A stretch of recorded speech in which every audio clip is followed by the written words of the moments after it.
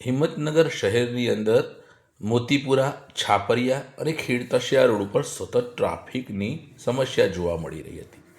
અમારી ટીમ પહોંચી આ ટ્રાફિકની સમસ્યાનો હલ શોધવા માટે.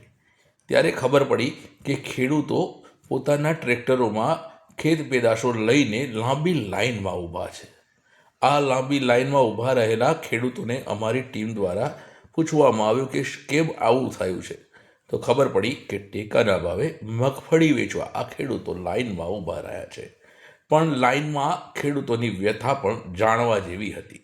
ખેડૂતોએ કહ્યું કે સવારના પહોરમાં ઘરેથી નીકળીને અમે આ લાઇનમાં ભૂખ્યા તરસ્યા ઊભા રહીએ છીએ, પણ ખેડૂતો માટે ક્યાંય નાસ્તા પાણી કે ચાની વ્યવસ્થા નથી અને અમારે જાતે જ જવું પડે, પણ એકલું ટ્રેક્ટર મૂકીને જવાય કેવી રીતે?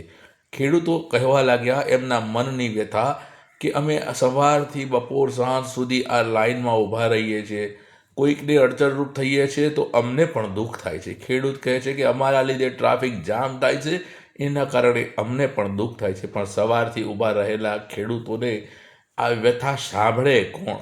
કદાચ તંત્રને તો આ વ્યથા દેખાતી જ નહીં હોય, પરંતુ ખેડૂતોની વ્યથા ખેડૂતોએ અમને જણાવ્યું કે અમારે ખાતર લેવા માટે લાઇનમાં ઊભા રહેવાનું, વરસાદની રાહ જોતા બેસી રહેવાનું, કોઈ કુદરતી આપત્તિ આવે તોય ધ્યાન રાખવાનું, અને છેલ્લે આટલા બધા જોખમો વચ્ચે અમે જે પાકનું ઉત્પાદન કરીએ છીએ એ પાકને વેચવા માટે પણ આવી જ રીતે લાઇનમાં ઊભા રહેવાનું અને કોઈને અડચણરૂપ થવાનું.